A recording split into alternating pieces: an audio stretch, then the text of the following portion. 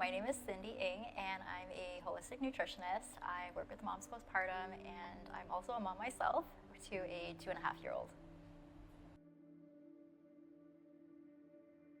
This is a long story. So my journey to nutrition and fitness began back in high school.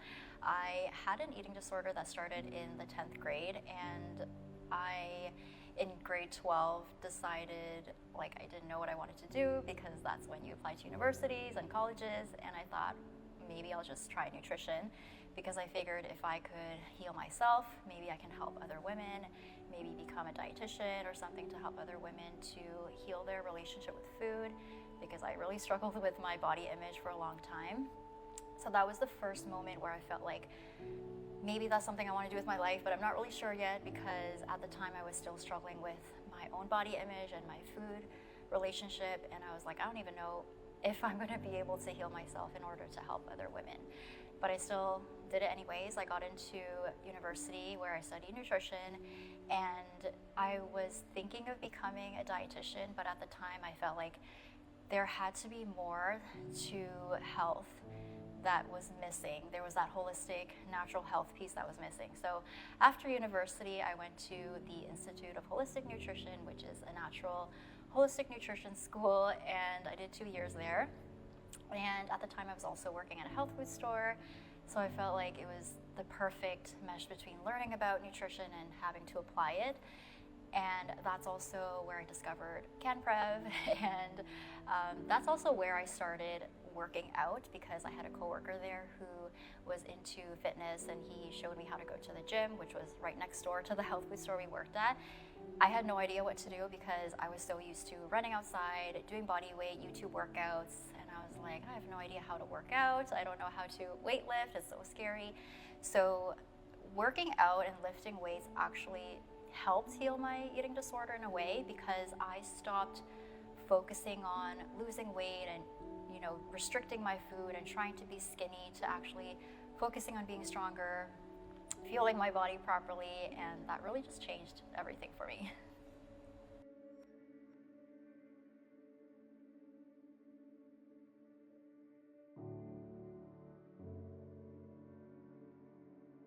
I feel like my eating disorder was like a blessing in shaping my overall health because I spent so many years trying to shrink myself, be a smaller version, and I felt like my self-worth was always tied to how I looked, how others saw me, and over time I realized that I'm my harshest critic. Nobody else is really thinking about how I look like or thinking about no one's thinking about me more than I think about myself. And so my eating disorder really helped me look at other things about myself that I really love that have nothing to do with how I look, that have nothing to do with what I weigh, and it really helps me become more appreciative of my body and my health and my overall fitness. I would say the past few years, I guess after becoming a mom, that's where the mental challenges were really hard for me. It was kind of having to find myself again, navigating a newborn and making time for myself, and kind of having to find my identity again. Even right now, my son's 2.5 and I stay home with him, I still work for myself, and there are moments where I feel like all I am is a mom sometimes. And I've told this to my partner too, where I'm like, I feel like all I am is just a mom, and I know it's more than that.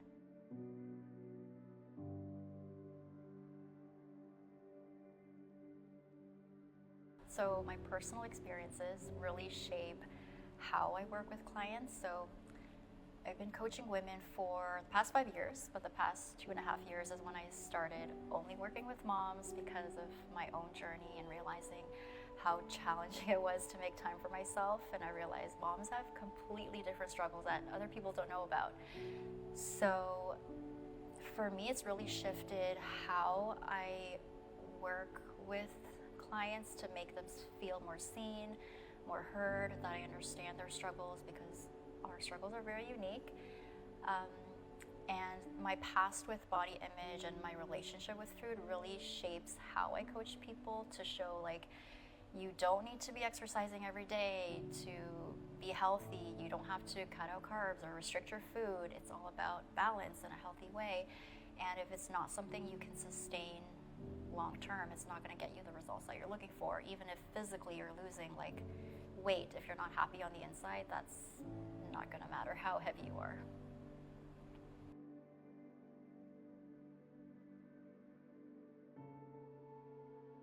This might be a little graphic. The moment where I knew I had to take care of my physical and mental well-being was literally in my bathroom at my parents' house. This was like after like a binging session where I was like throwing up in the toilet, and I looked at myself in the mirror, like the door was locked, no one was home, and I looked at myself and I was like, I can't keep doing this because something needs to change, and nobody else can want it more than me. I'm the only one that can save myself, and if I want my life to be different, I have to do something different. So I decided I no longer wanted to live that way, and that was the last time. Of course, I tell myself all the time, right? Every time you do something you feel like you're not supposed to, like binging, you tell yourself this is going to be the last time, and then it happens again and again until you're finally just tired of it, and you tell yourself, okay, now I need to change.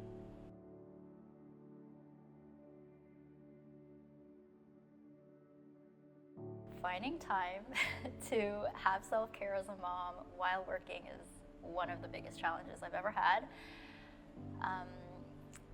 One of the things that I do is I make my workouts a non-negotiable. So for me, I know if I don't work out, everything else is affected. I get more moody, I get more anxious, more frustrated with my toddler. I cannot even show up as the partner that I want to be. So I know that my workouts are my self-care, and so it's a non-negotiable, just like brushing my teeth.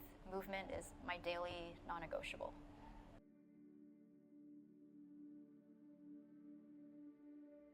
So I feel like my biggest support system at the time was someone I was dating. And then after, like a couple of years after that was when I met my fiance now. And even he had no idea I was still struggling with a little bit of like overeating and stress eating until I told him like 2 years later. I was like, oh yeah, when you met me, I was still struggling with this a little bit. And he's like, I had no idea. So even to this day, he is still my biggest supporter because he's the one that watches our toddler so I can work out, and he knows how important that time is for me. I do find talking about it is a little healing, because I'm not ashamed of what I went through, because so many women go through it, especially in silence. And I feel like if I share something that helps one person, it would be worth it.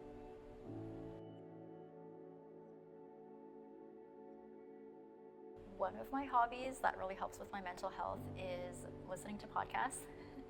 So I love to listen to podcasts because it just helps me grow mentally, spiritually, and I can do it anytime. So sometimes I'll have one earbud in here when my toddler's playing and I'm cooking, or I'll be doing my cardio while I listen to something, and it makes the time go by really fast. And I think it's one of those ways to kind of like sneak in self-care, because as moms we just don't have as much time as we used to. So I have to find little ways like that to make time for myself.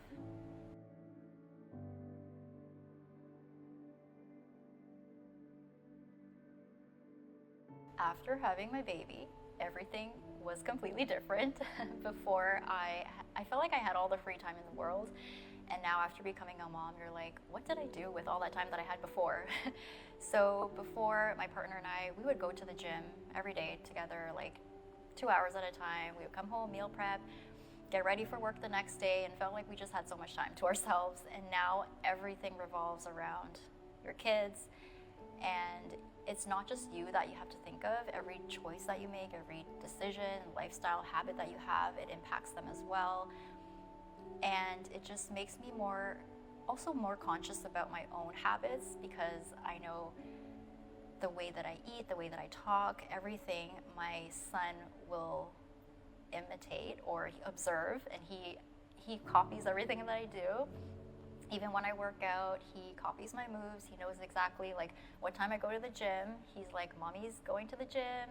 So I feel like things now are harder, but it's still not impossible to prioritize myself. It's just more challenging, but still doable. The one thing that really surprised me with my postpartum journey was how different it is for moms versus dads. I feel like even like I love my partner so much, but I still feel like sometimes he doesn't truly understand the burden that we have of like making sure our son has everything he needs. Like my whole day revolves around him, making sure the household chores are done, there's food ready, and there's food to eat and all that stuff.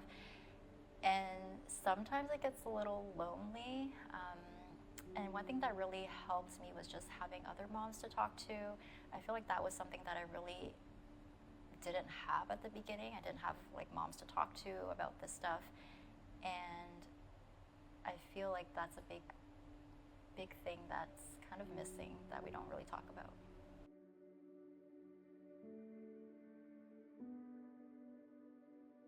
I wish more people knew that postpartum recovery looks different for everyone, and it's so easy to compare yourself to your old body. I mean, sometimes I still do as well. I'll look at old photos and be like, oh, I miss how I looked there, but I always just remind myself that this body is what grew a tiny human and brought life to this world, and just because it looks different or feels different than what it was before, it doesn't mean that it's worse. It just means that it's different, but in a good way.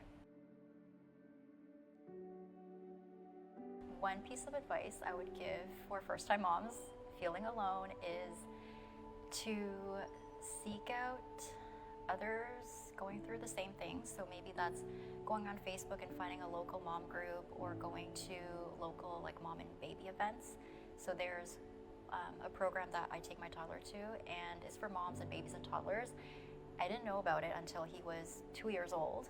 I could have brought him when he was a newborn, but there, like, we play so many things. He gets to connect with other toddlers, and I get to talk to other moms, and it's really nice to not just stay home all day. And sometimes I talk to other moms who have children that are my son's age, and it's so incredible. We go through the exact same things, and we can like bond and talk over things that we're both experiencing at the same time.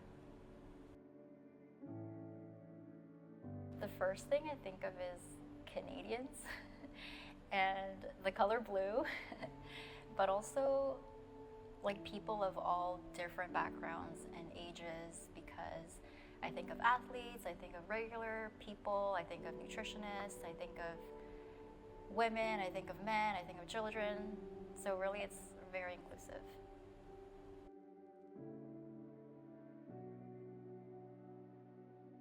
One long-term goal I want for myself is to have a healthy, happy family. Would love to have 1 or 2 more kids in the future while still doing what I love and helping other moms.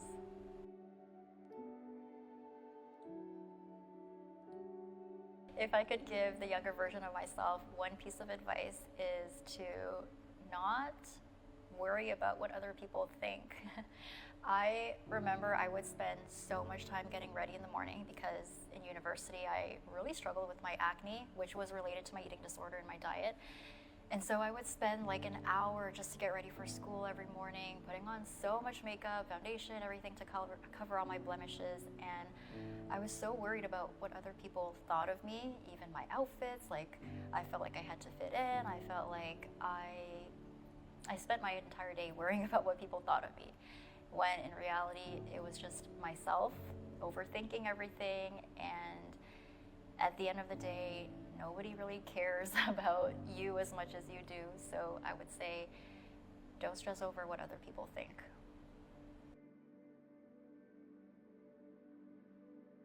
So one message I would send to all Canadians is that your body is your one home, It is the one home that you have for the rest of your life, whether you're healthy, whether you're sick, it doesn't matter. If you don't feel your best, everything doesn't matter as much. It doesn't matter how much money you have, it doesn't matter what you have in life. If you don't have your health, nothing else is as important.